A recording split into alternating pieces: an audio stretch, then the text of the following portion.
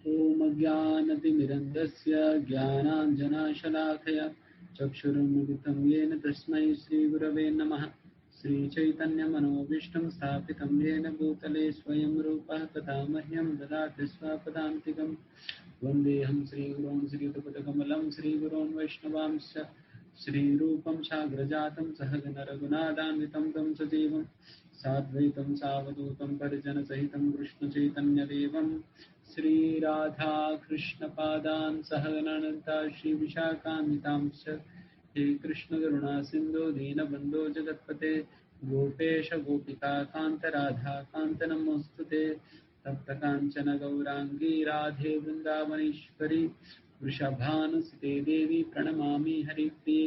वाञ्छाकल्पतरुभ्यश्च कृपा सिन्धुभ्येव च पतितानां पावनेभ्यो वैष्णवेभ्यो नमो नमः। जय श्री कृष्ण चैतन्य प्रभु नित्यानंद श्री अद्वैत गदाधर श्रीवासदि गौरभक्तवृंद। हरे कृष्ण कृष्ण कृष्ण हरे हरे, हरे राम राम राम हरे हरे। नमो शुद्धाय कृष्ण पृष्ठाय भूतले श्रीमते भक्तिवेदांत स्वामी नामने। नमस्ते सारस्वती देवे गौरवाणी प्रचारिणे निर्विशेष शून्यवादी पाश्चात्य देशतारिणे। गौरांग हरे कृष्णा, सभी को स्वागत है।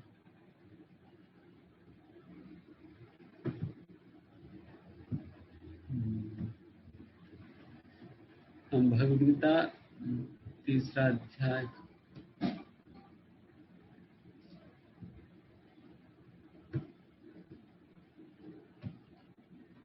26वां श्लोक से हम अध्ययन करेंगे।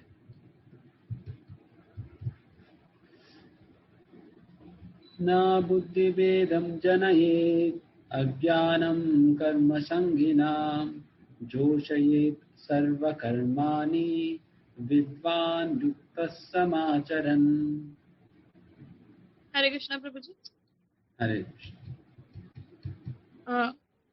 विद्वान व्यक्ति को चाहिए कि वह सकाम कर्मों में आसक्त अज्ञानी पुरुषों को कर्म करने से रोके नहीं, ताकि उनके मन विचलित ना हो, अपितु भक्ति भाव से कर्म करते हुए वह उन्हें सभी प्रकार के कार्यों में लगाए, जिससे कृष्ण भावना मृत का क्रमिक विकास हो। प्रभु जी तात्पर्य। तात्पर्य वेदेश्च सर्वैर अहम एव वेद्या, यह सिद्धांत संपूर्ण वैदिक अनुष्ठानों की प्रकाष्ठा है। सारे अनुष्ठान, सारे यज्ञ कृत्य तथा वेदों में भौतिक कार्यों के लिए जो भी निर्देश हैं, उन सबों समेत सारी वस्तुएं कृष्ण को जानने के निमित्त हैं, जो हमारे जीवन के चरम लक्ष्य हैं। लेकिन चूंकि बद्ध जीव इंद्रिय तृप्ति के अतिरिक्त और कुछ नहीं जानते, अतः वह वेदों का अध्ययन इसी दृष्टि से करते हैं।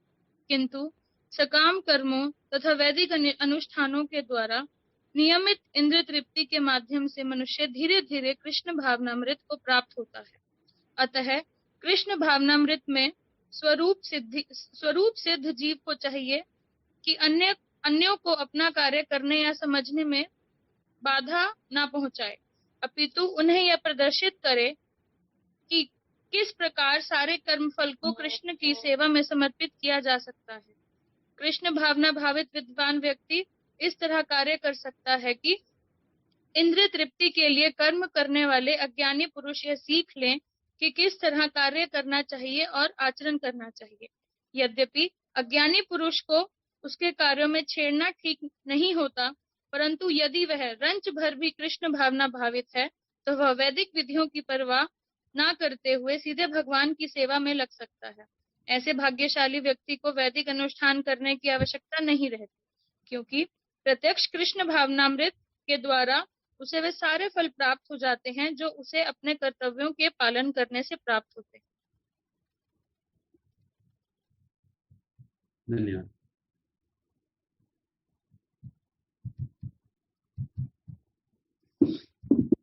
काफी महत्वपूर्ण श्लोक है।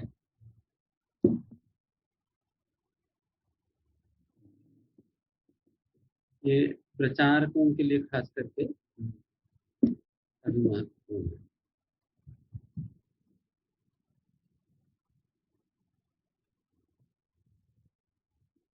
यहाँ पर कहा जा रहा है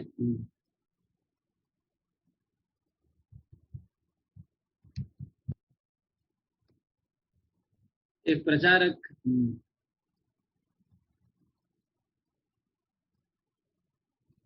अन्यों को कभी भी अपने कार्य छोड़ने के लिए सुझाव नहीं देने का, अपने कार्य छोड़ने के लिए सुझाव नहीं देने चाहिए।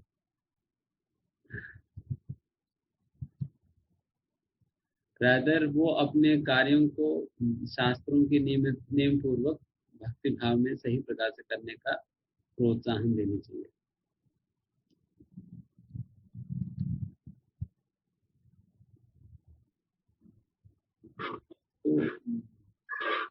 तो इसमें एक महत्वपूर्ण बात यह है कि सबसे पहले हम सीधा इस सेंटेंस जो भी अभी हमने पढ़ा तो उसको न बुद्धि भेदम जनिए अज्ञानम कर्म संगीनाम।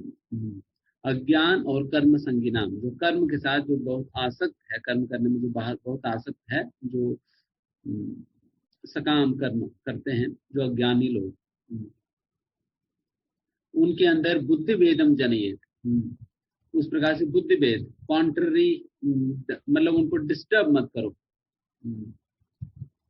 जोशयत सर्वकर्माणी, रैदर उनको ऐसा करो कि जोशयत मतलब डोटे, सारे कार्यों को भगवान की सेवा में उपयोग करने का तरीका या कला सिखाइए। विद्वान युक्त समाचरण,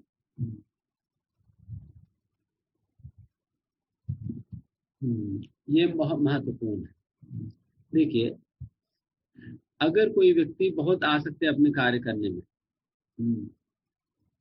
अगर वैसा व्यक्ति को आप जब प्रचार करते वक्त सीधा बताएं कि देखिए कल से नौकरी नहीं करने का, सीधा मंदिर में आ जाओ, हम आपको यहाँ पर रहना खाना पीना सारा इंतजाम कर लेंगे, यही रहो, दिन व्यक्ति क्या करेगा? तो व्यक्ति तो मंदिर ही आना ही बंद कर देगा, मंदिर आना ही बंद कर देगा।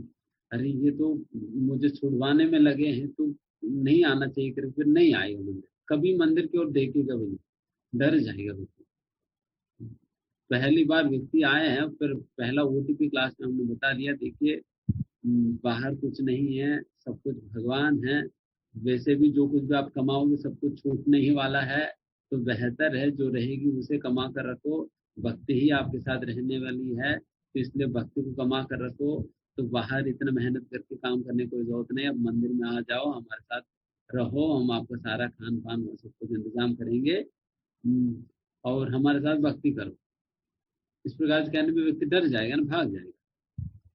अगर माना आप ही पहली बार मंदिर आए और आपके साथ इस प्रकार से हम प्रचार करें तो क्या हो जाएगी? तो वही यहाँ पर कहा जाए, रादर प्रारंभिक स्तर पर लोगों को प्रचार कैसे करनी चाहिए? हमें उन्हें अपने कार्यों को जोशयेत सर्वकर्माणि, अपने कार्यों को सर्वकर्माणि, अपने सारे ही कार्यों को जोशयेत मतलब भगवान की सेवा में कैसे उसे संलग्न करके या उसे डोटेल कैसे करें, how to connect each and every of his activity with the supreme lord. भगवान के साथ हर एक कार्य को कनेक्ट करने का जो कला है वो कला सिखानी चाहिए। या हर एक कार्य को आप करिए, हर एक कार्य, आप अपना पढ़ाई कर रहे हैं, प्लीज पढ़ाई करिए अच्छा से, आप अपना नौकरी कर रहे हैं, आप नौकरी अच्छा से करिए, आप एक हाउसवाइफ हो, हाउसवाइफ अच्छा से रहिए। बट ये सारे कार्य करते हुए भगवान को अपने कार्यों का केंद्र कैसे बनानी है, तो उस प्रकार की कला उन्हें सिखानी है, वो कला उन्हें सिखानी है। देन यहाँ पर बताए जा रहे हैं कला सिखाई जाए कैसे। एक हफ्ते की लेक्चर सीरीज लेकर सिखाएं, ये क्या करें?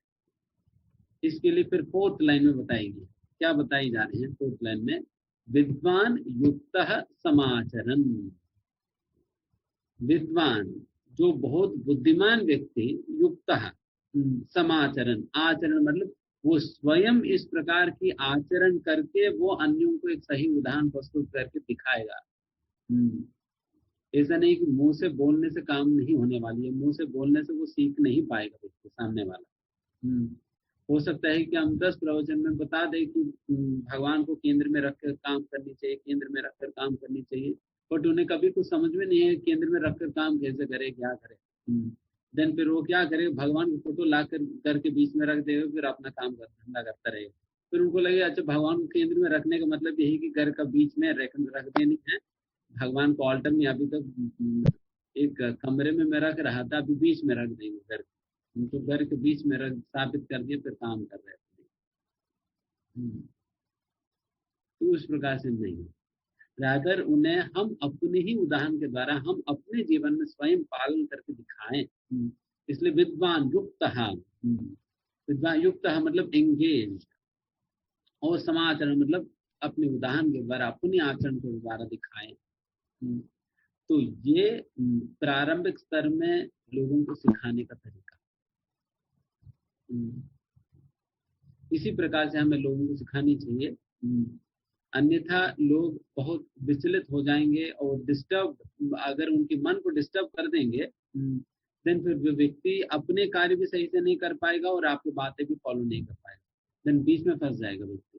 एंड देन फिर वैसा परिस्थिति में क्या होता है, देन व्यक्ति अपने कार्य सही प्रकार से नहीं करने की वजह से उनकी शुद्धिकरण रुक जाता है। जैसे हमने पिछला अध्याय में या इसी अध्याय के अंतर्गत हमने सिखाया ना कि जब कोई निष्काम कर्मयोग की अभ्यास करता है, उनकी हृदय का शुद्धिकरण होता है, हृदय का शुद्धिकरण होने के बाद फिर ज्ञान योग के अभ्यास करने का योग्य बनेगा। बट यहाँ पर कार्य करने में अगर उनकी माइंड को डिस्टर्ब कर देंगे देन वो निष्काम कर्मयोग कर नहीं पाएगा, उनकी शुद्धिकरण रुक जाएगी, शुद्धिकरण रुक गया तो ना वो ज्ञान योग के अभ्यास कर पाएगा, निष्काम कर्मयोग के अभ्यास कर पाएगा, वो बीच में रहेगा, तो उनकी जीवन बर्बाद हो जाएगी। इसलिए प्रचारकों को निश्चित रूप से शास्त्रों के आधार पर, शास्त्रों के अनुसार हमें कब क्या चीज देनी चाहिए ये सीखना चाहिए, ये समझ होनी चाहिए। नहीं तो अगर मान लीजिए जैसे डॉक्टर भी है ना, डॉक्टर को बिल्कुल जानकारी होनी चाहिए कि कौन सा स्टेज पर कितना डोसेज देनी चाहिए। अगर बिल्कुल इनिशियल स्टेज पर कोई बीमार है तो उन्हें आप बहुत हाई डोसेज दे देंगे, देन फिर व्यक्ति क्या होगा, बेहोश होकर गिर पड़ जाएगा, कोमा में चले जाएगा। रादर उनकी बीमारी के अनुसार ही उनको दवाई देनी चाहिए, जितना उनका बीमारी को ठीक करने के लिए जरूरत है उतना ही देनी चाहिए। तो उसी प्रकार का डॉक्टर ही है प्रचारक भी एक प्रकार का डॉक्टर है। इसलिए उन्हें ये शास्त्रों के आधार पर उनकी ये जानकारी होनी चाहिए कि कब क्या चीजें बताएं, किनके क्या स्तर है समझते हुए, किनकी क्या स्तर, जैसे डॉक्टर समझते हैं ना डायग्नोसिस करके व्यक्ति को समझते हैं कि अच्छा इनकी ये स्तर है, तो उसी प्रकार से एक प्रचारक को कैसे समझ में आएगी अन्य व्यक्ति के स्तर, उनसे व्यक्तिगत रूप से बात करने पे। जब हम किसी के साथ व्यक्तिगत रूप से बात करेंगे, उनसे प्रश्न करेंगे, उनकी हृदय की बातें जब हम जानने का प्रयास करेंगे, देन उस व्यक्ति की मनस्थिति हमें पता चलेगी, देन उसके अनुसार हमें शास्त्रों के आधार पे हमें उन्हें सही प्रकार की दवाई देनी चाहिए। जैसे यहाँ पर क्या दवाई देनी चाहिए, यहाँ पर सुझाव दिया जा रहा है, कहा जा रहा है कि अगर आप गलत दवाई दे देंगे और उन्हें कहेंगे कि आप सब कुछ छोड़ दो, देन फिर व्यक्ति बहुत विचलित हो जाएगा।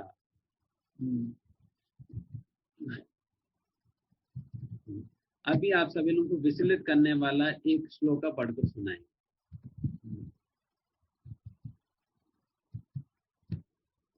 श्रीमद् भागवतम के अंतर्गत ये जो हमने अभी जो भी पढ़ा है इसको बिल्कुल ठीक विपरीत बात कहा जाता है। ये अभी जो हमने पढ़ा उसका विपरीत बात कहा जाता है। क्या कहा जाता है, स्वयं निष्क्रियसं विद्वान न वक्ति अज्ञाय कर्महि, नारातिरौगिनो अपत्यम वांछतो अपि अभिषक्तमः। स्वयं निष्क्रियसं विद्वान न वक्ति अज्ञाय कर्महि, न वक्ति अज्ञाय कर्महि। यहाँ पर कहा जा रहा है कि कोई भी बुद्धिमान व्यक्ति कभी भी अन्यों को कर्म करने में नहीं लगाएगा, सकाम कर्म करने में नहीं लगाएगा, बल्कि उन्हें निवृत्ति का मार्ग दिखाएगा, प्रवृत्ति का नहीं। प्रवृत्ति का नहीं दिखाएगा बल्कि निवृत्ति मार्ग दिखाएगा। अगर इस प्रकार से प्रवृत्ति मार्ग दिखाने का प्रयास करे तो वो असलियत में धोखा दे रहे हैं। फिर बिल्कुल उल्टा हो गया। फिर वहां पर तो कहा जा रहा है कि आप इस प्रकार से उन्हें कर्म मतलब कार्य करने में लगाओ, सीधा छोड़ने के लिए कहेंगे तो व्यक्ति विचलित हो जाएगा। देन यहाँ पर कहा जा रहा है कि नहीं, आप इस प्रकार से कार्य करने में लगाएंगे देन ये धोखाबाजी है। आप उन्हें निवृत्ति मार्ग सिखाओ, देन फिर कैसे समझे दोनों। इसलिए इसी प्रकार की परिस्थितियों में हम आचार्यों के आश्रय में लेते हैं। देखिए विश्वनाथ चक्रवर्ती ठाकुर क्या कहते हैं, देखिए।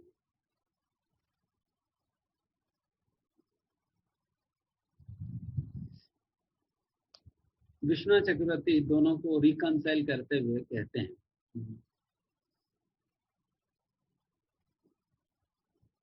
अभी जो श्रीमद् भागवतम के अंतर्गत जो बताई गई हैं वो भक्ति के संदर्भ में बताई गई है। भक्ति के संदर्भ में श्रीमद् भागवतम में जो भी बताई गई वो भक्ति के संदर्भ में बताई गई है।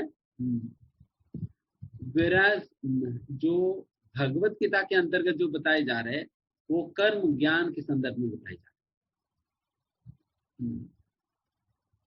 वहां पर कर्म ज्ञान के संदर्भ में बताया जा रहा है, यहाँ पर भक्ति के संदर्भ की बातें की जा रही है।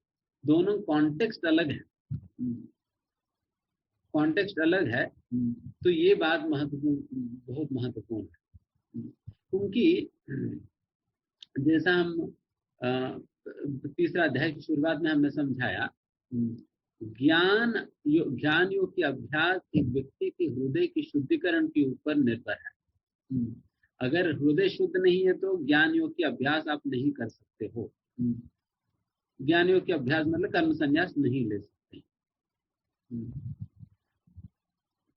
तो इसलिए निष्काम कर्मयोग की अभ्यास करके ही ज्ञान योग में जाने के लिए बार बार कहा जाता है। इसलिए यहाँ पर भी अगर आप सीधा ज्ञान योग की अभ्यास करने में अगर व्यक्ति को लगा देंगे निष्काम कर्मयोग की अभ्यास किए बिना, देन फिर व्यक्ति का शुद्धिकरण नहीं होगी, फिर ज्ञान योग का अभ्यास नहीं कर पाएगा। इसलिए आप उन्हें निष्काम कर्मयोग में लगाओ, अपने उदाहरण के साथ में उन्हें दिखाकर लगाओ। निष्काम कर्मयोग में करके कहा जा रहा है। वही दूसरी ओर भक्ति के विषय में क्या कहा गया है, भक्ति का कोई प्री रिक्विसाइट कंडीशन ही नहीं है। भक्ति करने के लिए कोई ये कंडीशन नहीं है कि आपका हृदय का शुद्धिकरण होना ही है करके। हृदय का शुद्धिकरण होना ही है करके कोई कंडीशन नहीं है। इसलिए यहाँ पर ये भागवतम की ये श्लोका के अंतर्गत ये बात कहा जा रहा है कि आप सीधा भी व्यक्ति को भक्ति में लगा सकते हैं। सीधा भी व्यक्ति को भक्ति में लगा सकते हैं। अगर व्यक्ति का हृदय शुद्धिकरण नहीं भी है तो सीधा भी हम लोगों को हम फुल टाइम में स्वागत कर सकते हैं। देखिए यहाँ पर भी क्या है,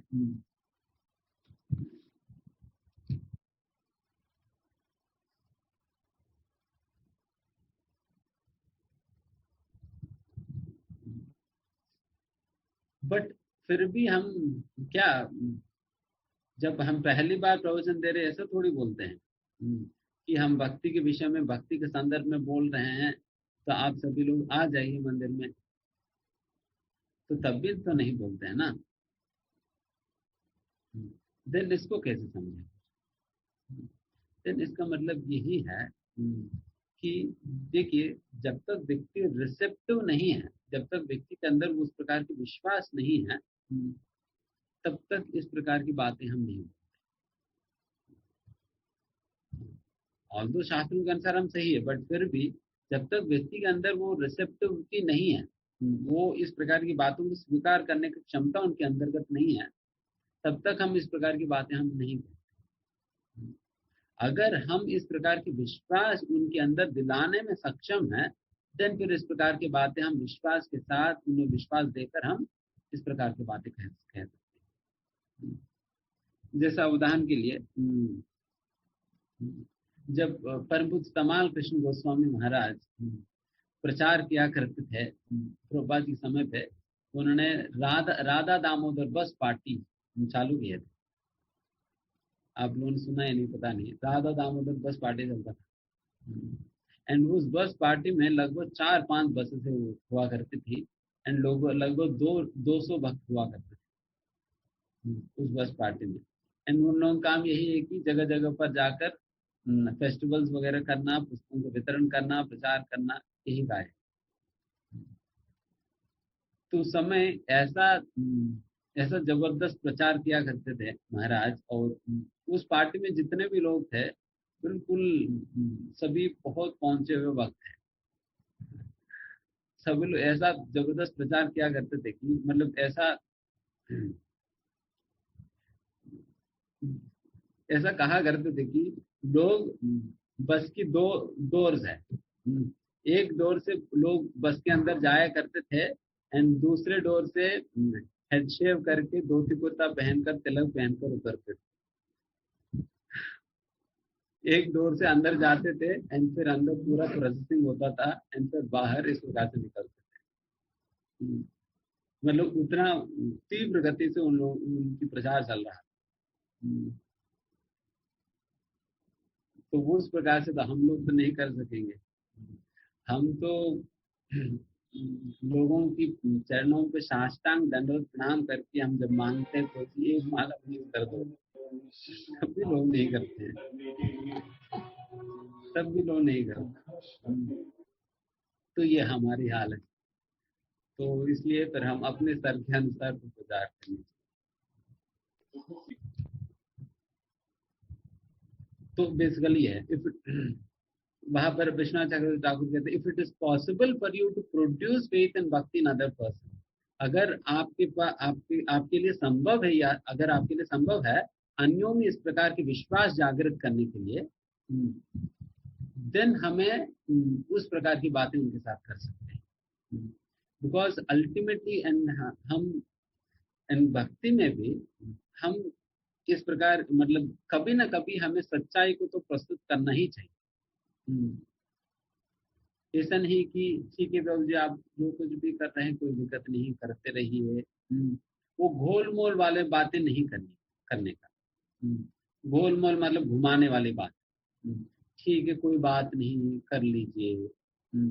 वो आप खुद ही बताने वाले कॉम्प्रोमाइज होकर बताएगा, देन फिर करने वाला तो वैसे ही उनका झुकाव नहीं है, तो वो खुद नहीं करेगा कभी।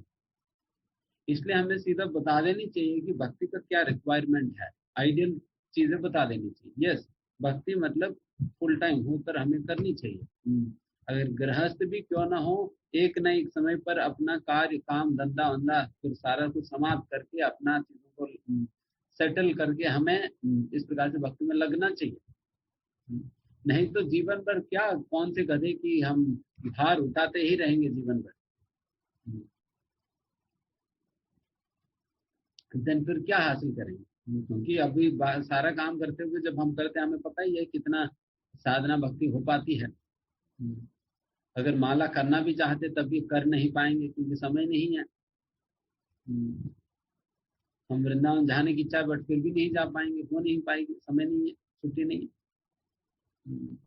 भक्ति करना भी चाहे तब भी कर नहीं पाते हैं। उस प्रकार की अवस्था है।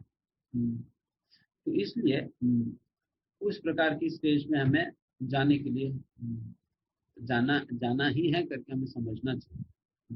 एंड उसी प्रकार की तैयारी हर एक गृहस्थ को करनी ही चाहिए। जो भी निश्चित रूप से भगवतधाम वापस जाने की तैयारी करना चाहेगा, आध्यात्मिक जीवन में प्रगति करना चाहेगा, उन्हें निश्चित रूप से इस प्रकार की तैयारी करनी ही चाहिए। क्योंकि भक्ति कोई बच्चों को खेल तो नहीं है। ठीक है, सुबह सुबह हम फूल चाहकर आ जाएंगे, शाम को थोड़ी देर खेल लेंगे, फिर उसके बाद खा पी कर सो जाएंगे। तो उस प्रकार की खेल तो नहीं है। जीवन पूरा लगा देने के बाद भी डाउट रहता है कि क्या होगा। तो उस प्रकार से हमें समझना चाहिए इसके महत्व, और निश्चित रूप से सभी को तैयारी करनी ही चाहिए। तो इस प्रकार की बातें हमें करनी चाहिए।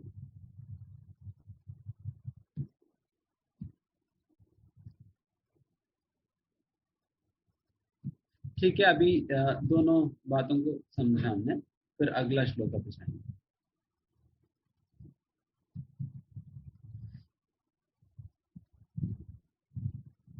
प्रकृते क्रियमाणानि गुणैः कर्माणि सर्वशः अहंकार विमूढ़ात्मा कर्ताहम् इति मन्यते।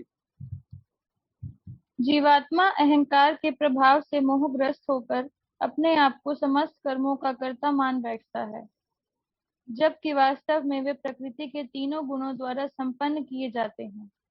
तात्पर्य: दो व्यक्ति जिनमें से एक कृष्ण भावना भावित है और दूसरा भौतिक चेतना वाला है, समान स्तर पर कार्य करते हुए समान पद पर प्रतीत हो सकते हैं, किंतु उनके पदों में आकाश पाताल का अंतर रहता है। भौतिक चेतना वाला व्यक्ति अहंकार के कारण आश्वस्त रहता है कि वही सभी वस्तुओं का कर्ता है। वह यह नहीं जानता कि शरीर की रचना प्रकृति द्वारा हुई है, जो परमेश्वर की अध्यक्षता में कार्य करती है। भौतिकतावादी व्यक्ति यह नहीं जानता कि अंत तोक्त्वा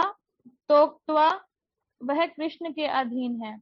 अहंकारवश ऐसा व्यक्ति हर कार्य को स्वतंत्र रूप से करने का श्रेय लेना चाहता है, और यही है उसके अज्ञान का लक्षण। उसे यह ज्ञात नहीं कि उसके इस स्थूल तथा सूक्ष्म शरीर की रचना प्रकृति द्वारा भगवान की अध्यक्षता में की गई है। अतः उसके सारे शारीरिक तथा मानसिक कार्य कृष्ण भावना अमृत में रहकर अज्ञानी व्यक्ति यह भूल जाता है कि भगवान ऋषिकेश कहलाते हैं, अर्थात वे शरीर की इंद्रियों के स्वामी हैं। इंद्रिय तृप्ति के लिए इंद्रियों का निरंतर उपयोग करते रहने से वह अहंकार के कारण वस्तुतः मोहग्रस्त रहता है, जिससे वह कृष्ण के साथ अपने शाश्वत संबंध को भूल जाता है। धन्यवाद। तो अभी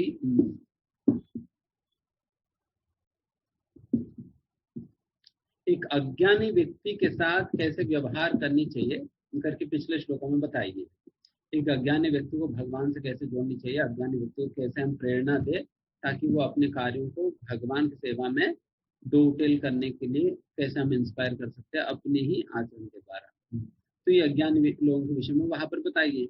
तो अभी यहाँ पर ये अज्ञानी व्यक्ति को हम कैसे पहचान सकते हैं, कौन ऐसा व्यक्ति है जिन्हें अज्ञानी कहा जा सकता है। तो ये बात अभी डिफरेंशिएट किया जा रहा है, विद्वान कौन है, अज्ञानी कौन है।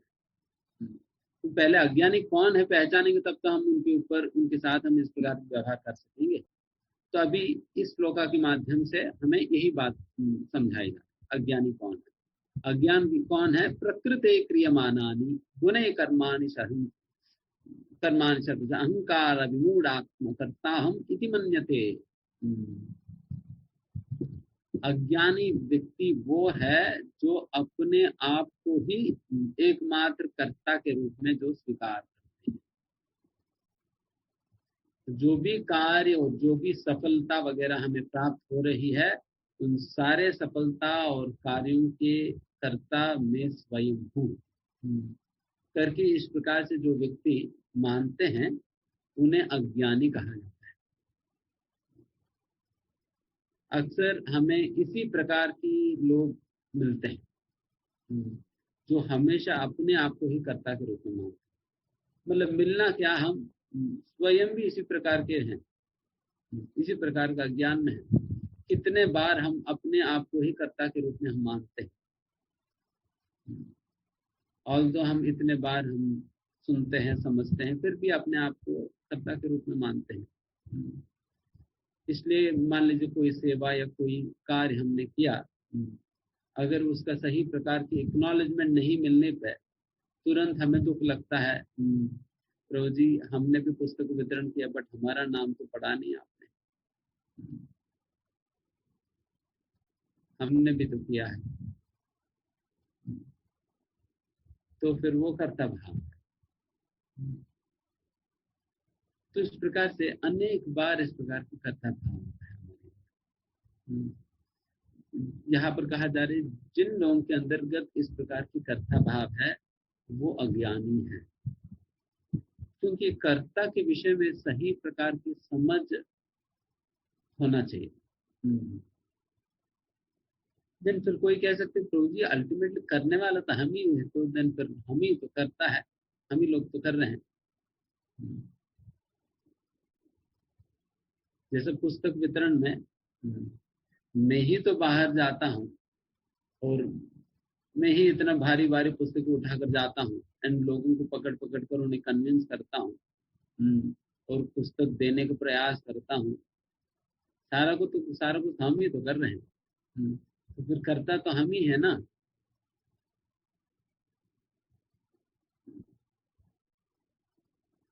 करता तो हम ही है। देन फिर यहाँ पर क्या कहा जा रहा है? तो इस प्रकार से अपने आप को कर्ता मानना ये गलत है, अहंकारी है या अज्ञानी है। तो ये बात समझ में थोड़ा सा इस विषय पर चर्चा करेंगे। यहाँ पर कहा जा रहा है कि प्रकृति क्रियमानानि, प्रकृति के द्वारा मतलब कार्य होता है करके यहाँ पर बताया जा रहा है। Activity is performed by the प्रकृति, प्रकृति के द्वारा कार्य होता है। प्रकृति मतलब क्या है? तीन गुण है, तीन गुण है, सत्व रजस तमो। मतलब इन तीन गुणों के द्वारा ही कार्य हो रहे हैं करके बताए जा रहे हैं। तीन गुणों के द्वारा कार्य हो रहे, तीन गुणों के द्वारा ही कार्य हो रहे करके कहा जा रहे हैं। एंड फिर ये भी था, हमने सुना कि भगवान करता है कि सब कुछ करने वाला भगवान है करके तो लोग कहते तो है ना, सब कुछ करने वाला भगवान है। देन फिर इस बात को कैसे समझे? तो फिर एक जगह पर कहा जा रहा है कि सब कुछ करने वाला भगवान है, तो भगवान करता हो गया। तो यहाँ पर कहा जा रहा है प्रकृति क्रियमानानि, तो प्रकृति करता हो गया। एंड फिर जब कोई गलती होगा देन फिर किनकी जिम्मेदारी है? अगर किसी को मर्डर कर लिया देन आप क्या कहेंगे? प्रकृति ने कर दिया मर्डर। जज साहब प्रकृति ने कर दिया, आपको अरेस्ट करने है तो प्रकृति का अरेस्ट करके आई, मैं थोड़ी किया। भगवत गीता में बताएगी प्रकृति क्रियमानानि गुणैः कर्माणि सत्तः। अब भगवत गीता पढ़ लीजिएगा, उसमें तो बताएगी प्रकृति है करता। तो वहां पर तो दंड हमें मिलेगी। तो फिर क्या है ये सारा झंझट? तो इसमें बेसिकली एक सुंदर उदाहरण प्रभुपाद जी देते हैं। वैसे तो मैंने एक दो बार समझाया था, अभी भी हम बताएंगे। तो ध्यान से सुनिए ये उदाहरण, आप लोगों को सब कुछ क्लियर हो जाए। आप एक कारपेंटर को अपने घर पे बुलाया, आपको एक डाइनिंग टेबल बनवाना था। आपको एक डाइनिंग टेबल बनवाना था, उसके लिए आपने एक कारपेंटर को अपने घर पे बुलाया। तो आपने सारे लकड़ी वकड़ी सारा कुछ खरीद कर और सारे जितने भी इंस्ट्रूमेंट्स वगैरह सब कुछ खरीद कर अपने कमरे में रख दिया और फिर उनको कहा कि देखिए आप जाकर कमरे में ये सारा लकड़ी वगैरह उपयोग करके आप डाइनिंग टेबल बना दीजिए। फिर उन्होंने कहा कि सर मुझे ना 1 हफ्ते का समय चाहिए, मुझे पूरा डाइनिंग टेबल बनाने। अब ठीक है 1 हफ्ते नहीं तो 8 दिन ले लो, कोई दिक्कत नहीं। तो 8 दिन के बाद मैं आऊंगा, फिर हमारा डाइनिंग टेबल हमें दे देना। फिर 8 दिन के बाद आप गए। देन फिर वो कारपेंटर ने कहा कि सर वो डाइनिंग टेबल बन गई है, तो हम जा रहे हैं, लेकर जा रहे हैं। तो फिर उन्होंने डाइनिंग टेबल उठाया और अपने साथ लेकर जा रहे थे। देन आप क्या कहेंगे?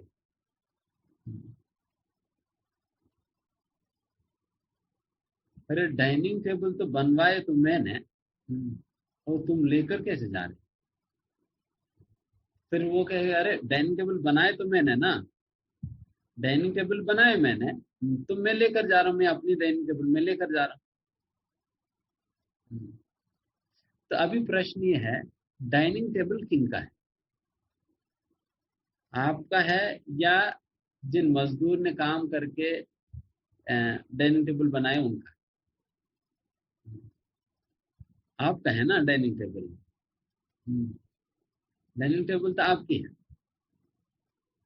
क्योंकि मजदूर ने केवल जो जो भी आपने आइटम्स दिया उसी का उपयोग करके उन्होंने डाइनिंग टेबल बना दिया। बट डाइनिंग टेबल बिलोंग करती है आपको। हमारी ये मूर्खता है कि हम कहते हैं कि भगवान ये वस्तु मेरी है। क्यों मेरी है? भगवान, मैंने बिल्डिंग बनाया, ये मेरी घर है। ये मेरी घर है क्योंकि मैंने बिल्डिंग बनाया। बेटा बिल्डिंग बनाया तो तुमने, बट बिल्डिंग बनाने के सारा मूडी पदार्थ वगैरह कौन दिया? मिट्टी, सीमेंट, पानी, जमीन जिसके ऊपर आपने बिल्डिंग खड़ा किया, सारा कुछ किनका है? ये तो गलत है ना। तो मजदूर को केवल वेतन, सैलरी लेने की अधिकार है, डाइनिंग टेबल लेने की नहीं। डाइनिंग टेबल भगवान का ही है। डाइनिंग टेबल मालिक का ही है। उसी प्रकार से इस दुनिया के अंतर्गत जो कुछ भी है वो सारा कुछ भगवान का ही है। सारा कुछ भगवान का ही है।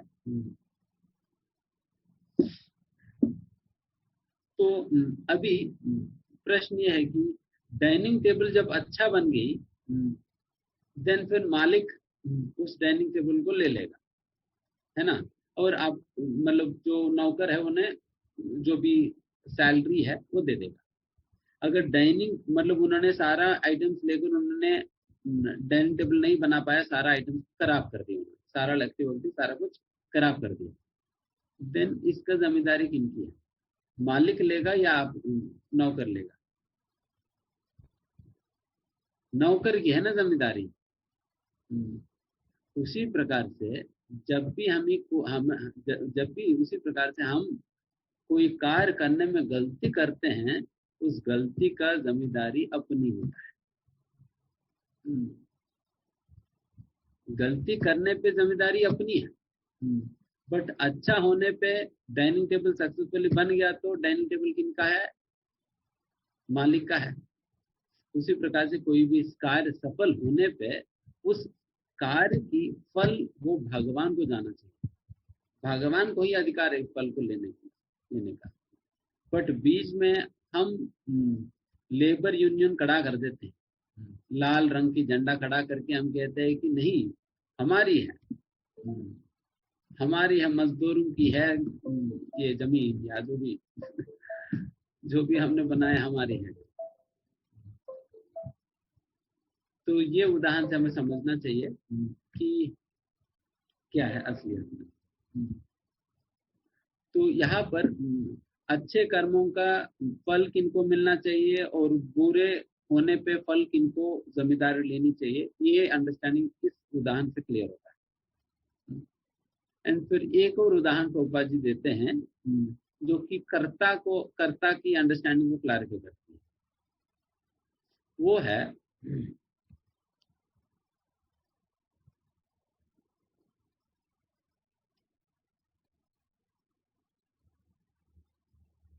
एक पेड़ है,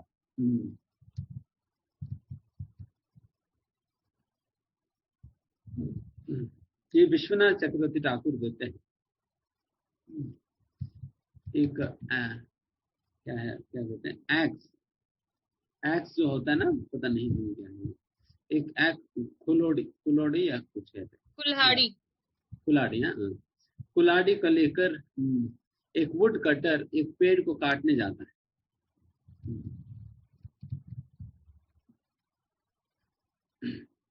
अभी कुल्हाड़ी है ना, पेड़ को काटेगी असलियत में।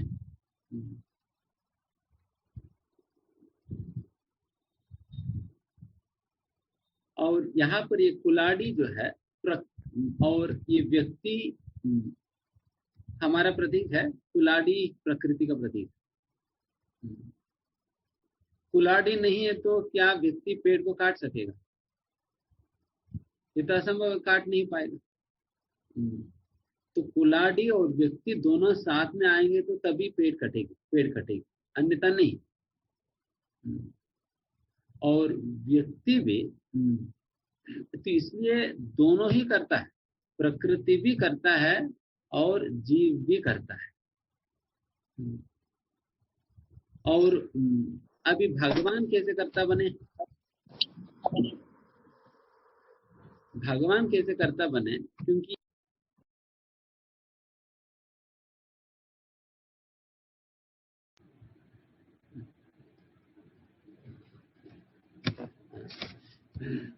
भगवान कैसे करता बने? भगवान, ये जीव कभी भी अपने से कोई भी कार्य कर नहीं पाएगा ना। जीव ज्यादा वो इच्छा कर पाएगा, बस मुझे पेड़ काटना है करके इच्छा तक ही कर पाएगा। बाकी सारा कुछ उनसे करवाने की कार्य परमात्मा करती है। वो कार्य करने का अनुमति भी परमात्मा देती है। जब आपके अंदर कोई भी इच्छा आता है तो इच्छा पहचानते हैं परमात्मा, और परमात्मा सैंक्शन करते हैं, अनुमति देते हैं, ठीक है आपकी इच्छा सैंक्शन है, ठीक है करो। देन फिर सारा हमारी इंद्री जो है वो काम में लग जाती है। अगर परमात्मा परमिशन नहीं देंगे, वहां पर बटन बंद कर देंगे, आप इच्छा करने के बाद भी कुछ नहीं कर पाओगे। आप कहेंगे कि ये मेरी हाथ है, मेरी पैर है, मैं जैसा चाहूं मैं वैसा हिला सकता हूं, बट जैसा परमात्मा बटन दबा देंगे वहां पर रेड वाला, पैरालिसिस वाला, देन कोई भी हाथ और पैर हिलेगी। आप कहते रहेंगे मेरी हाथ मेरी पैर, अभी हिला कर दिखाओ कितना हिलेगी, देखेंगे हिलेगी नहीं उस समय। तो इस प्रकार से अल्टीमेटली परमात्मा सैंक्शन करेंगे तभी हमारी हाथ वाथ हिलेगी, तभी हम कोई कार्य कर पाएंगे, कुल्हाड़ी को उठा पाएंगे और आप मार पाएंगे। तो इसलिए भगवान करता है। तो यहाँ पर अभी कर्ता कितने लोग हो गए अभी? जीव, प्रकृति, भगवान। जीव है कुल्हाड़ी, सॉरी प्रकृति है कुल्हाड़ी, जीव है वो व्यक्ति जो कि पेड़ काट रहा है, और तीसरा भगवान, तो भगवान है ही दोनों केसेस। तो इस प्रकार से तीनों करता है। तो अभी फिर नेक्स्ट इसके अंतर्गत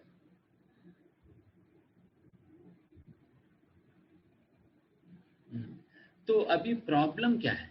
फिर अहंकार विमूढ़ात्मा करता हमित मन्यते, फिर गलती क्या हुआ? जीव तो करता है ही ना, अब जब कर्ता मानते हैं देन फिर इस प्रकार से गलती क्या हुआ? फिर देन फिर अहंकार क्या क्यों कह रहे हैं भगवान? तो यहाँ पर भगवान के कहने का मतलब ये है,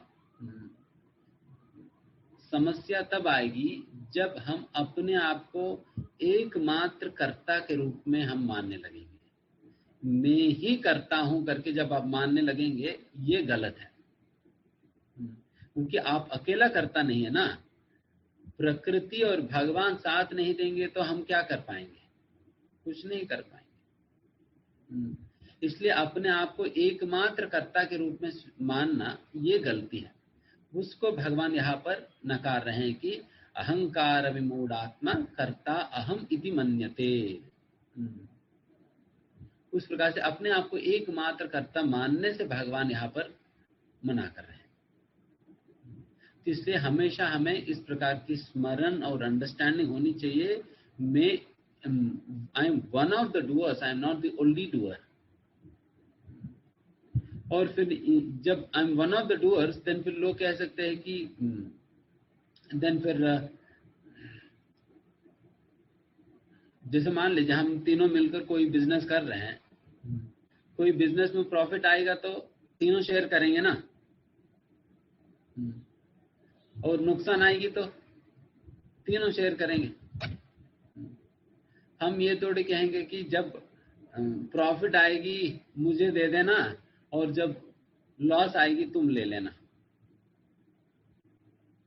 ऐसा कभी नहीं होता है ना, बट भगवान वही कह रहे हैं, जब कोई भी कर्म करते हो ना, उसको जो भी प्रॉफिट है मुझे दे दो, जो लॉस है तुम ले लो, लॉस तुम ले लो, प्रॉफिट मुझे दे दो। यही ट्रांसेंडेंटल बिजनेस है। एंड इसी बिजनेस के विषय में हमने ये कारपेंटर वाला एग्जाम्पल बताया, कारपेंटर वाला एग्जाम्पल बताया, बिकॉज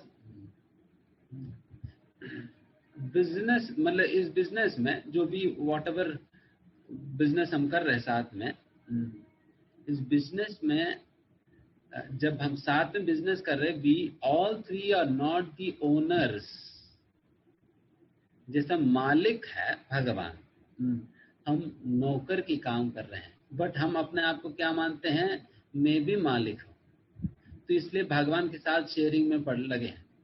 बट जब हम अपने आप को नौकर करके हम समझ लेंगे, देन फिर आप बिजनेस के शेयर नहीं मांगोगे, केवल आप अपना मजदूर लोगे, देन आप केवल अपना सैलरी लोगे, तब आप बिजनेस के शेयर नहीं मांगोगे। अभी हम सोच रहे हैं कि मैं बिजनेस का पार्टनर हूं, मैं बिजनेस में शेयर लूंगा, बट जो जिस प्रकार की पार्टनरशिप हम कह रहे हैं, तो ये मालिक और नौकर की पार्टनरशिप है। तो ये समझनी चाहिए। देन फिर देखिए, क्योंकि ना जब तक ये अंडरस्टैंडिंग जो भी हम बता रहे हैं ये क्लियर नहीं होगा और दिमाग में इस प्रकार की अंडरस्टैंडिंग बैठेगी नहीं, तब तक इसकी प्रैक्टिकल एप्लीकेशन जीवन में आ नहीं पाएगी। बिकॉज आप अपने जीवन में कोई भी कार्य करते हो अपनी अंडरस्टैंडिंग के अनुसार करते हैं। जो भी हमने अंडरस्टैंडिंग अपने मन में डेवलप किया है, उसी अंडरस्टैंडिंग के आधार पर हम कार्य करते हैं। तो इसलिए अंडरस्टैंडिंग में ही कमियां है, गलतियां है, देन फिर हमारे कार्यों में भी गलतियां और कमियां हो जाएंगी। इसलिए शास्त्रों को अच्छा से अध्ययन करके आचार्यों के द्वारा दी गई उदाहरणों के साथ सही प्रकार से समझना बहुत अनिवार्य है। ठीक है, फिर अगले बढ़ेंगे। तत्त्ववित्तु महाबाहो गुणकर्मा विभागयो गुणा गुणेषु वर्तन्ता इति मत्वा न सज्जते। हे महाबाहो, भक्ति भावमय कर्म तथा सकाम कर्म के भेद को भली भांति जानते हुए जो परम सत्य को जानने वाला है, वह कभी भी अपने आप को इंद्रियों में तथा इंद्र तृप्ति में नहीं लगाता। तात्पर्य: परम सत्य को जानने वाला भौतिक संगति में अपनी विषम स्थिति को जानता है। वह जानता है कि वह भगवान कृष्ण का अंश है और उसका स्थान इस भौतिक सृष्टि में नहीं होना चाहिए। वह अपने वास्तविक स्वरूप को भगवान के अंश के रूप में जानता है, जो सच्चित आनंद है, और उसे यह अनुभूति होती रहती है कि मैं किसी कारण से देहात्म बुद्धि में फंस चुका हूँ। अपने अस्तित्व की शुद्ध अवस्था में उसे सारे कार्य भगवान कृष्ण की सेवा में नियोजित करने चाहिए। फलतः वह अपने आप को कृष्ण भावनामृत के कार्यों में लगाता है और भौतिक इंद्रियों के कार्यों के प्रति स्वभावतः अनासक्त हो जाता है, क्योंकि यह परिस्थिति जन्य तथा अस्थायी है। वह जानता है कि उसके जीवन की भौतिक दशा भगवान के नियंत्रण में है। फलतः वह सभी प्रकार के भौतिक बंधनों से विचलित नहीं होता, क्योंकि वह इन्हें भगवत कृपा मानता है। श्रीमद् भागवतम के अनुसार जो व्यक्ति परम सत्य को ब्रह्म परमात्मा तथा श्री भगवान इन तीन विभिन्न रूपों में जानता है, वह तत्वविद कहलाता है, क्योंकि वह परमेश्वर के साथ अपने वास्तविक संबंध को भी जानता है।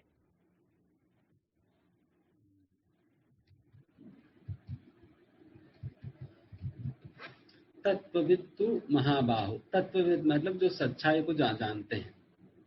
तत्व मतलब सच्चाई है, वित्त मतलब जो जानने वाला।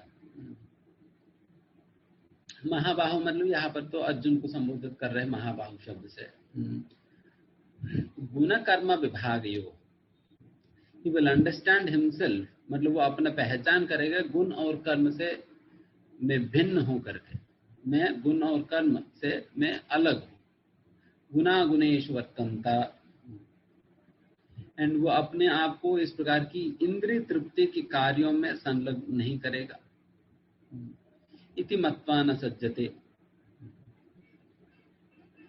इस प्रकार से सोचकर कभी भी आसक्त नहीं होते हैं।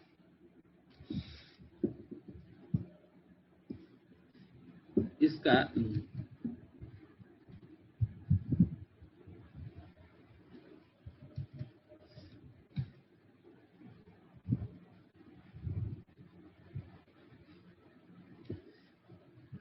यहाँ पर भक्ति और कर्मकांड, भक्ति और कर्मकांड के बीच में जब व्यत्यास समझने लगेगा एक व्यक्ति, देन वो निश्चित रूप से अपने आप को इंद्रित गुना गुणेषु वर्तन्ता, मतलब इस प्रकार की इंद्रिय तृप्ति के कार्यों में कभी भी लगाएगा नहीं। अगर कोई इस प्रकार से कार्यों में लगा रहे हैं तो इसका मतलब वो तत्वविद नहीं, उन्हें भक्ति समझ में नहीं आया, भगवान समझ में नहीं आया।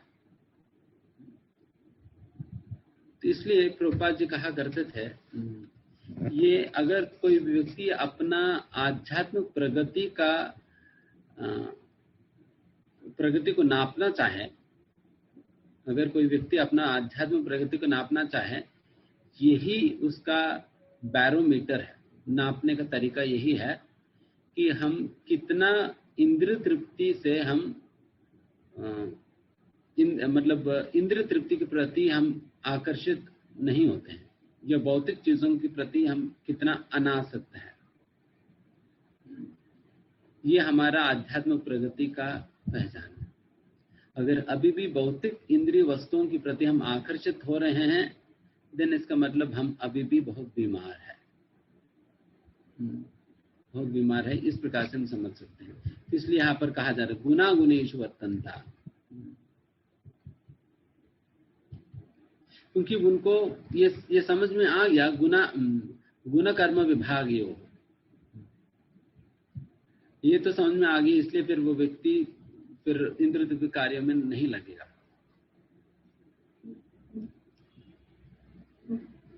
इस तात्पर्य के अंतर्गत प्रभुपाद जी ज्ञान, साक्षात्कार और साक्षात्कार के आधार पर कार्य, तीनों के विषय में चर्चा करते हैं। तो ज्ञान क्या है?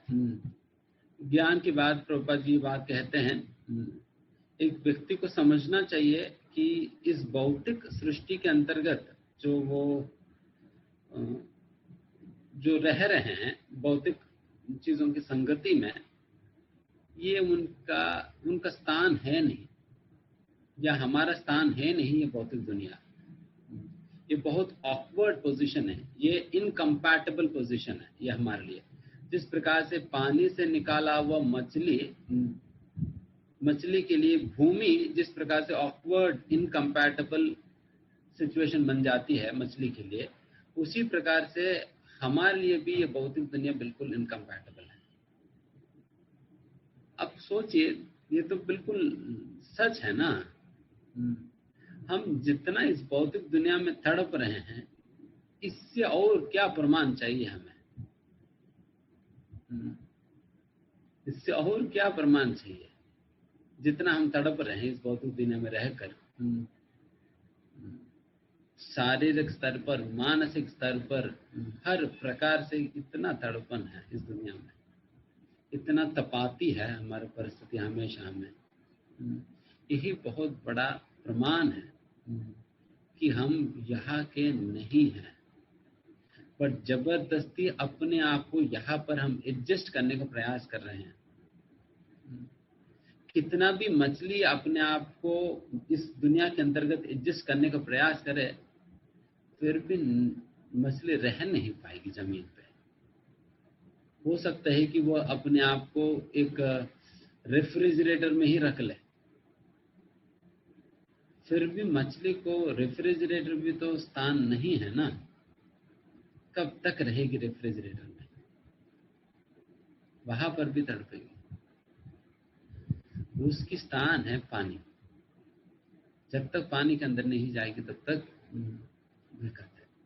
तो इसलिए हम हम यहाँ का है नहीं, और जबरदस्ती यहाँ पर अपना अपना अपना मतलब अपना चीजों को बसाने की प्रयास कर रहे हैं. We are trying to establish forcefully ourselves in this material world, trying to arrange all sorts of facilities all around us to make us stay as comfortable as possible. मछली भी चाहे जितना भी प्रयास करे अपनी भूमि पे वास को तो कंफर्टेबल बना ही नहीं पाएगी, चाहे बड़ा सा बड़ा बंगला बना भी ले. अगर उन्हें नोएडा के अंदर 5 करोड़ रुपए का डिलक्स 5 बेडरूम फ्लैट हम उनके नाम पे लिख भी दे, सेंट्रलाइज्ड एसी वाला, फिर भी मछली रोएगी बेचारी. मुझे ये नहीं चाहिए फ्री में पानी के अंदर डाल दो बस, 5 करोड़ नहीं चाहिए. तो वही पोजीशन अपनी भी, बट मूर्खतावश 5 करोड़ के पीछे पड़े. तो ये ऑकवर्ड पोजीशन को सबसे पहला एक जीव को समझना चाहिए. ये जो ऑकवर्ड पोजीशन है यही प्रभुपाद कह रहे हैं, convinced of his awkward position. Simple जानना तो एक बात है, बिल्कुल कन्विंस हो जानी चाहिए मैं यहाँ का नहीं हूं नहीं हूं नहीं हूं, बस ये बात कन्विंस हो जानी चाहिए, कन्विक्शन आनी चाहिए. देन फिर व्यक्ति फिर खस कर भक्ति करने के लिए प्रयास करेगा, नहीं तो ढीला डाला वाला भक्ति चलता रहेगा. ढीला डाला वाला मतलब कभी सुबह उठेगा कभी नहीं उठेगा, कभी माला होगी कभी माला नहीं होगी, कभी रात तक माला 16 माला घिसते जाएगी, और श्रवण पठन जब समय मिले तो कर लिया, नहीं मिला तो नहीं करा. क्लासेस में कभी आया कभी नहीं आया, तो इसी प्रकार की ढीलापन चलेगी. एंड इस प्रकार की ज्ञान जब एक व्यक्ति को प्राप्त होता है, कन्विक्शन तब प्राप्त होती है, देन फिर व्यक्ति अपने सारे कार्यों, इसका प्रभाव क्या पड़ता है व्यक्ति पे, अपने सारे कार्यों को भक्ति में जोड़कर भगवान को केंद्र में रखते हुए करने का प्रयास करेगा. इसलिए वैसा व्यक्ति निश्चित रूप से भौतिक इंद्रिय तृप्ति से वो विलग ही होने का प्रयास करेगा, अपने आप को बचाने का प्रयास करेगा. ये सारे लक्षण हैं.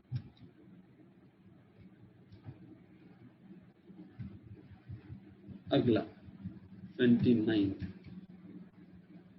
ये भी लगभग 26 का ही जैसा है. प्रकृतेर्गुण सम्मूढ़ा सज्जन्ते गुण कर्मसु तान अकृष्ण विदो मंदान कृष्ण भिन्न विचालयेत्. माया के गुणों से मोहग्रस्त होने पर अज्ञानी पुरुष पूर्णतया भौतिक कार्यों में संलग्न रहकर उनमें आसक्त हो जाते हैं. यद्यपि उनके ये कार्य उनमें ज्ञानाभाव के कारण अधम होते हैं, किंतु ज्ञानी को चाहिए कि उन्हें विचलित ना करे. तात्पर्य, अज्ञानी मनुष्य स्थूल भौतिक चेतना से और भौतिक उपाधियों से पूर्ण रहते हैं. यह शरीर प्रकृति की देन है, और जो व्यक्ति शारीरिक चेतना में अत्यधिक आसक्त हो जाता है वह मंद अर्थात आलसी कहा जाता है. अज्ञानी पुरुष शरीर को आत्मस्वरूप मानते हैं. वे अन्यों के साथ शारीरिक संबंध को बंधुत्व मानते हैं. जिस देश में यह शरीर प्राप्त हुआ है वह उसे पूज्य मानते हैं, और वे धार्मिक अनुष्ठानों की औपचारिकताओं को ही अपना लक्ष्य मानते हैं. ऐसे भौतिकता ग्रस्त उपाधिकारी पुरुषों के कुछ प्रकार के कार्यों में सामाजिक सेवा, राष्ट्रीयता तथा परोपकार हैं. ऐसी उपाधियों के चक्कर में वे सदैव भौतिक क्षेत्र में व्यस्त रहते हैं. उनके लिए आध्यात्मिक बोध मिथ्या है, अतः वह इसमें रुचि नहीं लेते. किंतु जो लोग आध्यात्मिक जीवन में जागरूक हैं, उन्हें चाहिए कि इस तरह भौतिकता में मग्न व्यक्तियों को विचलित ना करें. अच्छा तो यही होगा कि वह शांत भाव से अपने आध्यात्मिक कार्यों को करें. ऐसे मोहग्रस्त व्यक्ति अहिंसा जैसे जीवन के मूल भाव नैतिक सिद्धांतों तथा इसी प्रकार के परोपकारी कार्यों में लगे हो सकते हैं. जो लोग अज्ञानी हैं वह कृष्ण भावनामृत के कार्यों को समझ नहीं पाते। अतः भगवान कृष्ण हमें उपदेश देते हैं कि ऐसे लोगों को विचलित न किया जाए और व्यर्थ ही मूल्यवान समय नष्ट न किया जाए। किंतु भगवत भक्त भगवान से भी अधिक दयालु होते हैं, क्योंकि वे भगवान के अभिप्राय को समझते हैं। फलतः वे सभी प्रकार के संकट झेलते हैं, यहाँ तक कि वे इन अज्ञानी पुरुषों के पास जा जाकर उन्हें कृष्ण भावनामृत के कार्यों में प्रवृत्त करने का प्रयास करते हैं, जो मानव के लिए परमावश्यक है।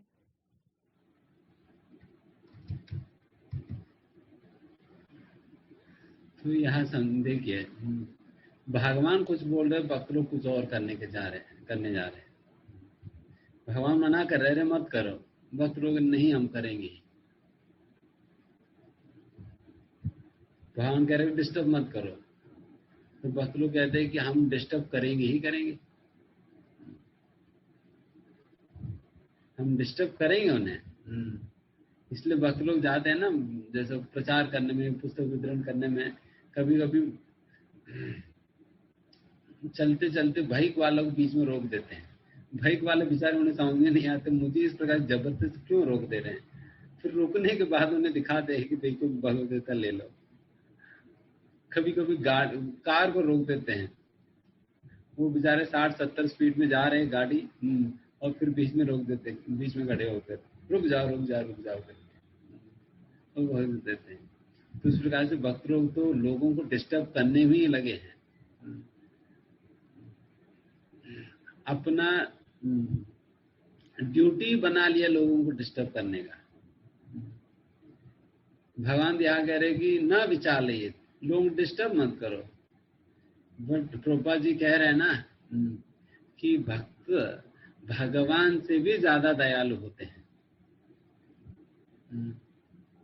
भक्त भगवान से भी ज्यादा दयालु होने के कारण भगवान की उद्देश्य समझते हैं भक्त। भगवान के उद्देश्य समझते हैं भक्त, और उस उद्देश्य समझने की वजह से भक्त लोग जो है इस प्रकार से भगवान का कहने का भी विपरीत जाकर कार्य करते हैं।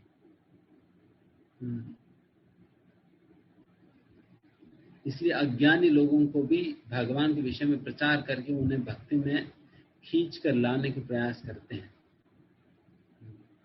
जैसा साधारणतः वैसा अज्ञानी लोगों को भक्ति तो नहीं मिलने वाला है, पर जब कोई भक्त इतना प्रयास करता है किसी और को भक्ति में लाने के लिए, उस प्रयास को देखकर भगवान बेचारे मजबूर हो जाते हैं। ठीक है, ये इतना प्रयास कर रहे हैं तो मैं इनकी प्रसन्नता के लिए मैं उन्हें भक्त बना देता हूँ, छोड़ो, ठीक है, तुम्हें खुश रखने के लिए मैं भक्त बना दूंगा उन्हें, तो भक्ति दे देते हैं।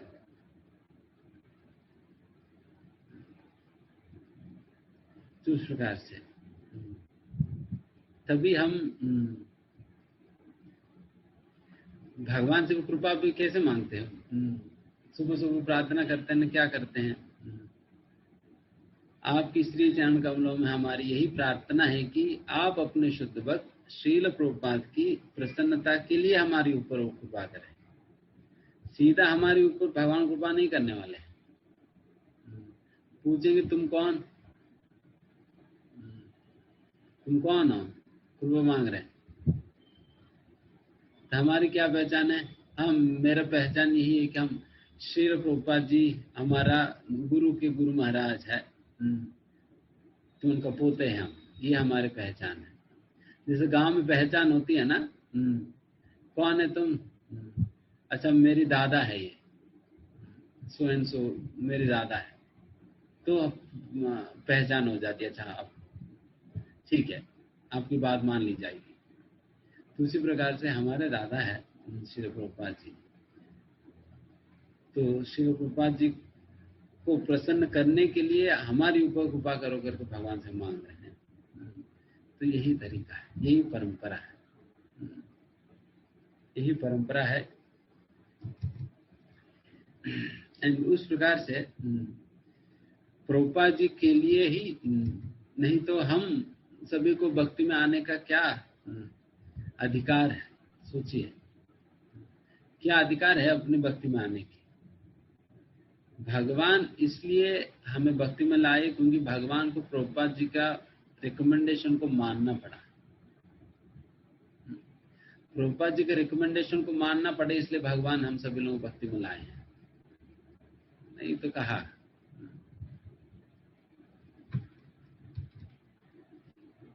तो यही बात हम यहां से समझ सकते हैं। But the devotees of the lord are more kind than the lord, क्योंकि भक्त, भगवान के भक्त भगवान से भी ज्यादा दयालु है, इसलिए वो लोग हर प्रकार की रिस्क लेकर प्रचार करने का प्रयास करते हैं। जिस प्रकार से प्रभुपाद जी ने और प्रभुपाद जी के शिष्यों ने किया है, हर प्रकार के रिस्क लेकर। जिस प्रकार से आप शायद भक्तिचार्य स्वामी महाराज के विषय में भी आपने सुना होगा। भक्तिचार्य स्वामी महाराज अमेरिका जाने के पहले जो प्रवचन देकर गए थे, उसके अंतर्गत किस प्रकार से बताते हैं कि एक प्रचारक को किस प्रकार से एक सोल्डियर की स्पिरिट के साथ कैसे थे भक्तिचार्य स्वामी महाराज गए थे। डेफिनेटली उन लोगों ने हमारे लिए काफी रिस्क लिया है, तभी आज के दिन हम सभी भक्ति में जुड़े हैं। तो ये सारे बातें हम यहाँ से पता चलता। और इसी तात्पर्य के अंतर्गत विश्वनाथ चक्रवर्ती ठाकुर एक सुंदर उदाहरण देते हैं। एक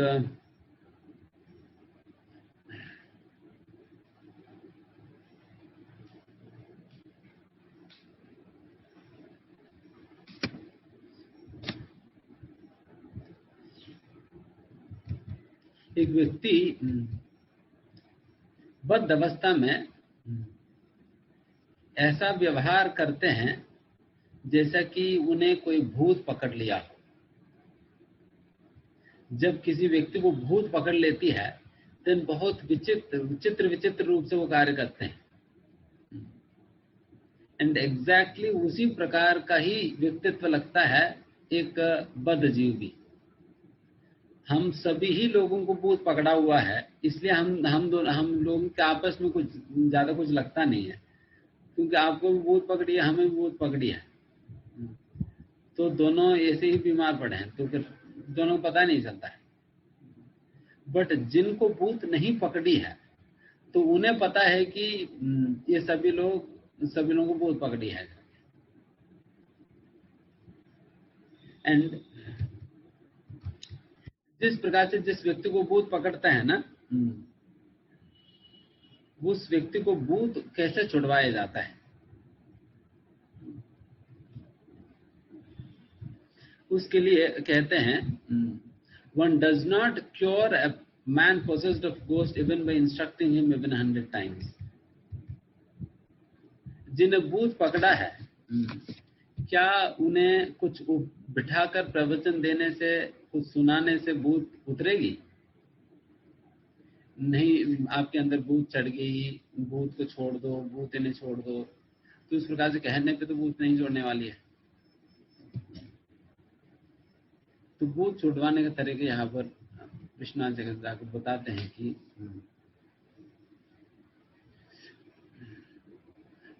मंत्र, जर्ल्स एंड मेडिसिन्स, दवाई, मंत्र और रत्न होते हैं, इन तीनों के प्रयोग करके भूत को छुड़वाया जाता है। तो उसी प्रकार से हमें जो भूत चढ़ी है भौतिक प्रकार की, उस भूत को छुड़वाने के लिए हमें भी मंत्र लेना है, हरे कृष्ण महामंत्र, और दवाई लेनी है कृष्ण प्रसादम।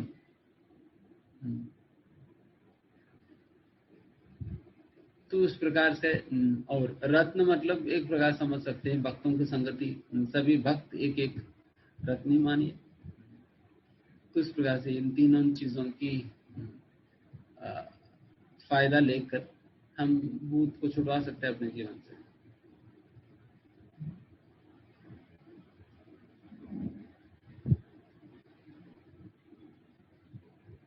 तो इस प्रकार से ये यहाँ पर ये चर्चा किया जाता है।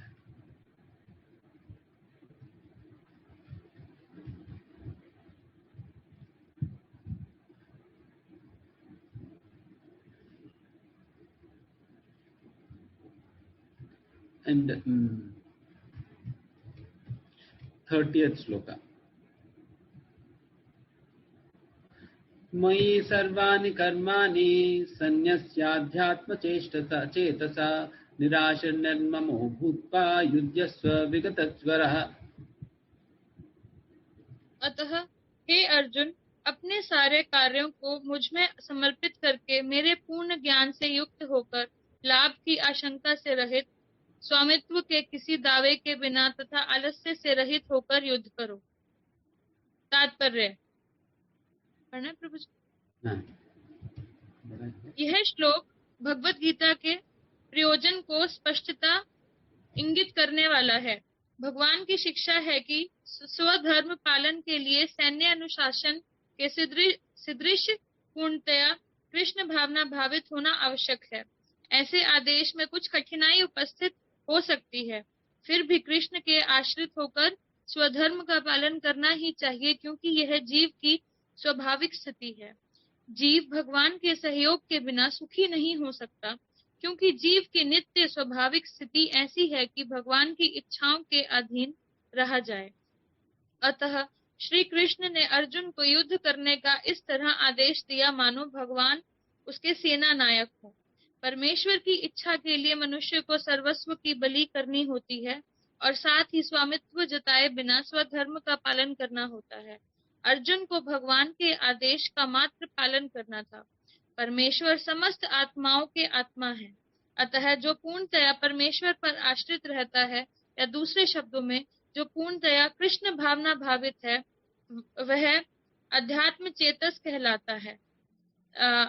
निराशी का अर्थ है स्वामी के आदेशानुसार कार्य करना, किंतु फल की आशा ना करना।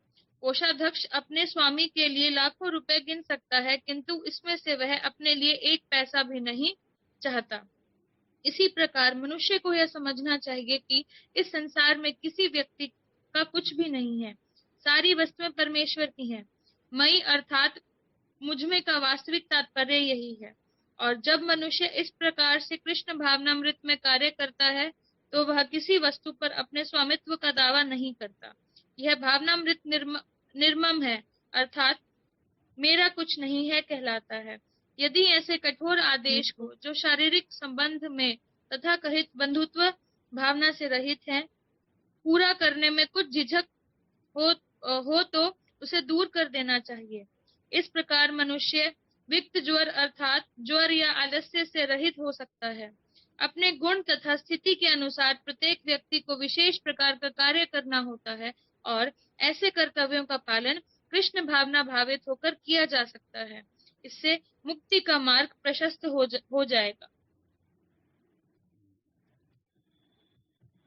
अभी यहाँ पर 30वां श्लोका से एक नया सेक्शन शुरुआत हुई है, जिसके अंतर्गत कृष्ण भावनामृत में कार्य करने का विधि बताई जा रही है।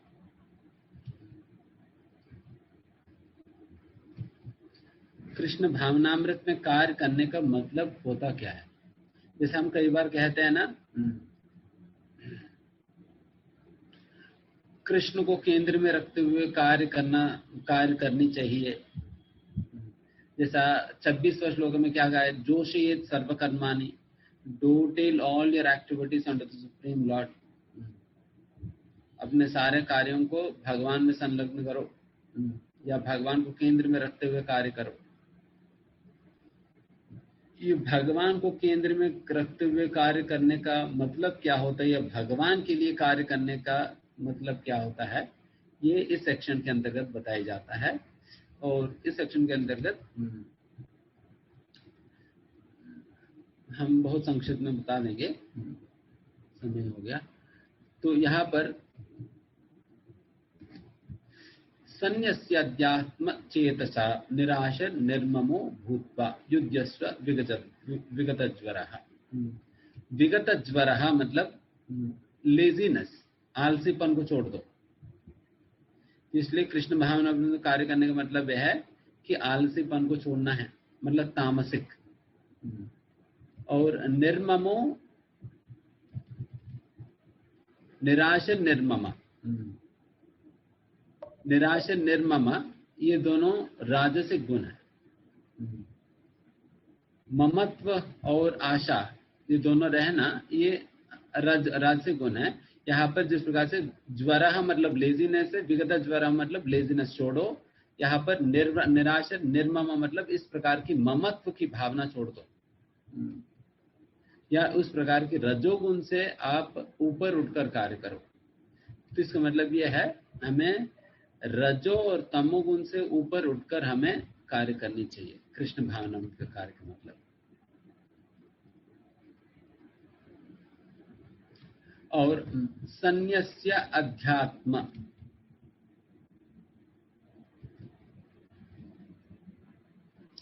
तो सेकेंड लाइन का मतलब है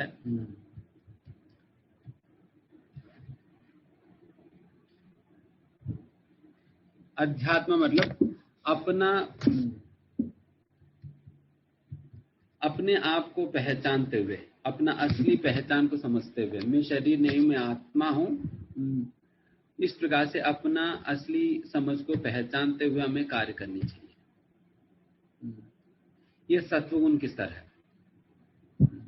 तो दूसरा लाइन में सत्वगुण के विषय में बताई गई है अध्यात्म चेतसा के रूप में, और दूसरा लाइन में निराश निर्ममा के शब्दों के साथ रजोगुण के विषय में उल्लेखन है, और तीसरा लाइन में विगत ज्वरः इस शब्द के साथ तमोगुण के विषय में वर्णन है। तो यहाँ पर हमें अल्टीमेटली क्या करने के लिए कहा जा रहा है, मयि सर्वाणि कर्माणि।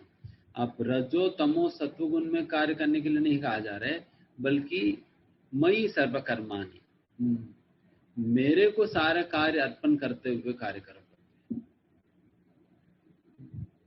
तो इस प्रकार से विशुद्ध सत्व पे स्थित होकर कार्य करने के विषय में चर्चा किया जा रहा है। ये विशुद्ध सत्व स्तर पर पहुंचकर कार्य करने का मतलब क्या होता है, ये अगले हफ्ते हम चर्चा करेंगे। बाकी श्लोकाएं जब हम चर्चा करेंगे तब हम इसके विषय में और विवरण के साथ चर्चा करेंगे। किसी का क्विक प्रश्न है तो बताइए।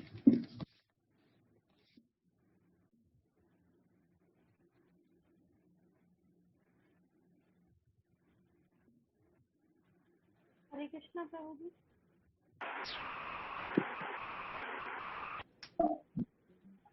हरे कृष्णा। हाँ, हरे कृष्ण।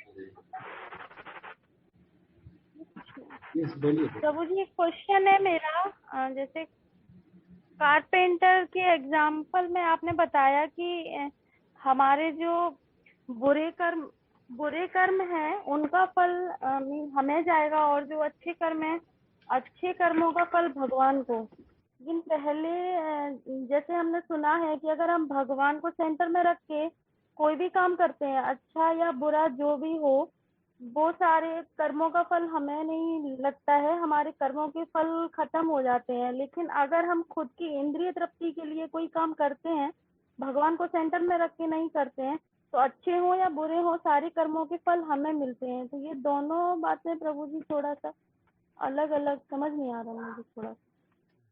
प्रश्न।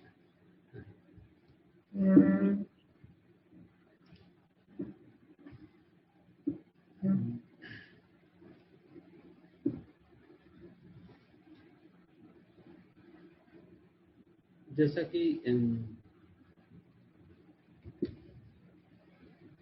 जब भगवान को केंद्र में रखते हुए कार्य किया जाता है, सारा कार्यों का फल भगवान ही लेते हैं। और जब हम भगवान को केंद्र में रखते हुए कार्य नहीं करेंगे, चाहे अच्छा बुरा फल हमें लेना पड़ेगा।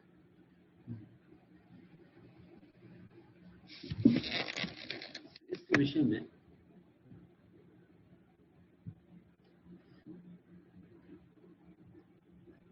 इसके विषय में ऐसा है कि जब भगवान के लिए कार्य करेंगे,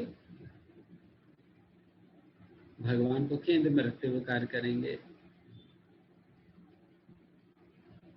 भगवान सब कुछ भगवान लेंगे, सारा कर्मों का फल, अगर हम भगवान का अनुकूल प्रकार से कार्य करें तो।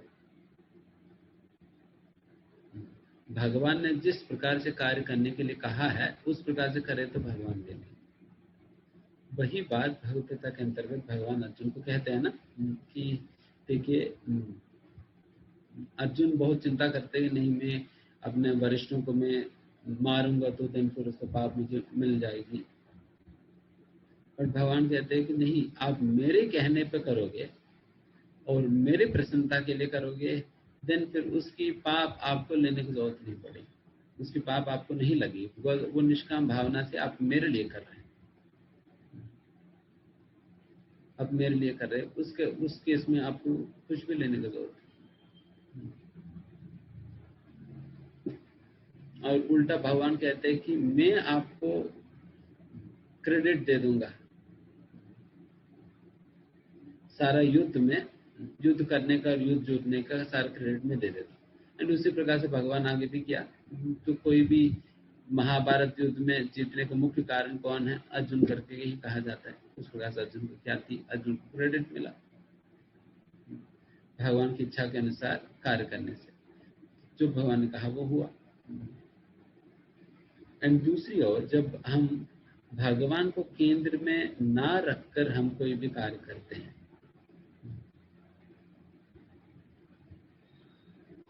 करते हैं, तब जैसा कि आपने कहा, दोनों की फल हमें लेना पड़ेगा, पुण्य हो या पाप हो, डेफिनेटली हमें मिलेगा। अगर कोई अच्छा कार्य कर रहे हैं तो हमें मिलेगी, बुरा कार्य कर रहे हैं उसका भी फल हमें मिलेगा। बट यहाँ पर जो बात किया जा रहा है, यहाँ पर क्रेडिट की बात किया जा रहा है, ये हमारी लॉयल्टी होनी चाहिए। ये नेचुरली इस प्रकार से होता है कि हमें मिल जाता है, कर्मफल हमें मिल जाता है। बट यहाँ पर जिनके अंदर भक्ति भावना है, ये हमेशा इसी प्रकार से सोचेगा, अगर अपने जीवन में किसी भी प्रकार का बुराई होती है, वो समझेगा कि आपन, जैसा लोचन दास ठाकुर कहते हैं, अपन कर्म बुंजायो शमन, मैंने जो गलत कार्य किया है उसी का कर्म फल में अनुभव करते हुए इस प्रकार से मैं बहुत बुरे जीवन जी रहा हूँ। मेरे जीवन में जो कुछ भी बुराई हो रही है वो मेरे अपने ही द्वारा किया हुआ कर्मों के फल है, उसका भगवान के ऊपर कोई वो दोष नहीं दे रहे। उस प्रकार से जिम्मेदारी उसका वो खुद ले रहे हैं। एंड उसी प्रकार से जब कुछ अच्छा होता है उनके साथ, देन वो कहते हैं भगवान ये आपकी कृपा से हो रहे हैं, भगवान ये आपकी कृपा से हो रहे हैं। तो इस प्रकार से जब कर्म, जब एक भक्त की मनस्थिति क्या है, ये एग्जाम्पल निर्धारित करती है। यहाँ पर रूल नहीं कहा जा रहा है, बट एक भक्त किस प्रकार से सोचना चाहिए और क्यों सोचना चाहिए, क्योंकि भक्त लोग विचलित हो जाते हैं ये कहने पर कि जब कुछ गलत होता है आप अपना दोष मानिए, और जब अच्छा होता है भगवान को क्रेडिट दीजिए करके जब कहा जाता है, फिर भक्त लोग विचलित होते हैं। अगर है तो दोनों मुझे दे दो, नहीं तो दोनों उन्हें दे दो, एक मुझे और एक उनको मत दो, और वो भी उल्टा तरीके से, बुरा मुझे और अच्छा उनको। तो इस प्रकार की बंटवारा मत करो। तो इस अंडरस्टैंडिंग को यहाँ पर समझाया जाता है। इसलिए यहाँ पर बेसिकली यह है कि भक्तों को कैसे सोचना है अच्छा बुरा होने पे, ठीक है ना। हरे कृष्णा प्रभु जी। हाँ, हरे कृष्णा प्रभु जी, जैसा आपने वो कुल्हाड़ी वाला एग्जाम्पल दिया कि जो आदमी होता है वो कुल्हाड़ी से मतलब भगवान जब उसको अनुमति देते हैं तभी वो काट पाता है, मतलब पेड़, मतलब बुरे काम कर पाता है। तो प्रभु जी, भगवान के ही कंट्रोल में अगर सब कुछ हो रहा है तो भगवान उसको अनुमति क्यों देते हैं बुरे कर्म करने के लिए?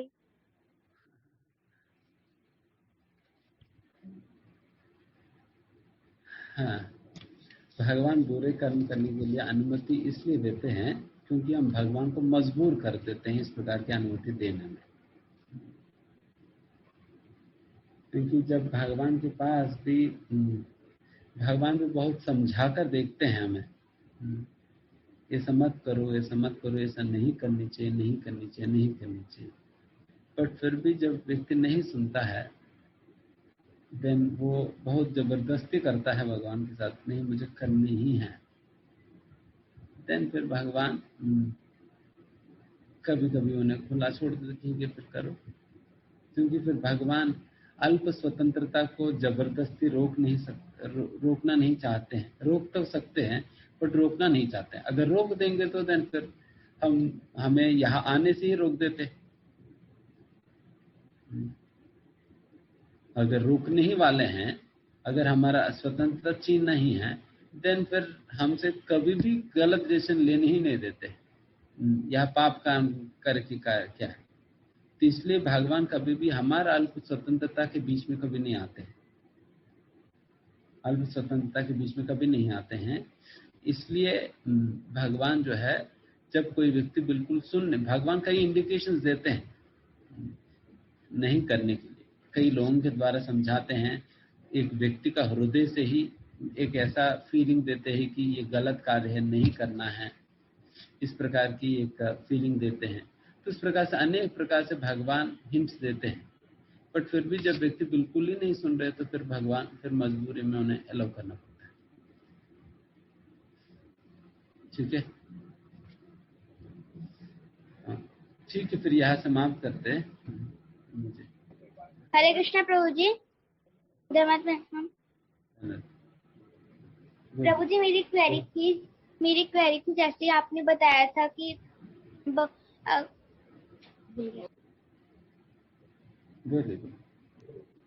प्रभु जी जैसे किसी टेम्पल पे टेररिस्ट ने अटैक कर दिया और फिर जो सारे भक्तों को मार के भगवान की रीति ले गए, तो क्या ये भी भगवान की मर्जी से हो रहा है? भगवान की मर्जी नहीं, भगवान अनुमति दिए है ना। अनुमति दिए बिना तो जैसा कहा जाता है कि एक पत्ता भी नहीं हिलता है भगवान की अनुमति के बिना। तो आप शायद सुने ही होंगे, तो आपका एक हाइपोथेटिकल स्टोरी बता रहे हैं, बट सच्चाई में तो हुआ ही है ना। जब मोहम्मद गजनी वगैरह भारत पे हमला किए थे, उन्होंने उस समय तो कई मंदिरों को तोड़े हैं, कई विग्रहों को तोड़ कर गए थे। तो सच में हुआ है, जब इस प्रकार से किए थे फिर भगवान होने भी दिया। तो डेफिनेटली ये भी भगवान की अनुमति से ही हुआ है, बट भगवान मजबूरी में आकर फिर इस प्रकार से होने दिया।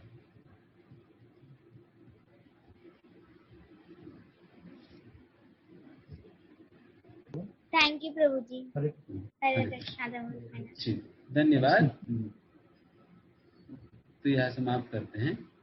भगवद्गीता तारू की, श्रील प्रभुपाद की जय। Thank you so much Prabhuji for such wonderful class, and बहुत रूप से हम we feel gratitude to you, and सभी भक्तों का बहुत बहुत धन्यवाद। सभी भक्त एक बार प्रभु जी के लिए हरे कृष्णा महामंत्र का ध्वनि करेंगे। हरे कृष्णा कृष्णा कृष्णा कृष्णा हरे हरे, हरे राम राम राम हरे हरे। जगत गुरु श्रील प्रभुपाद की जय। हिज सिद्धांत चैतन्य प्रभु जी की, अनंत कोटि वैष्णव वृंद की जय। नेताय गौर प्रेमानंदे। हरि हरि।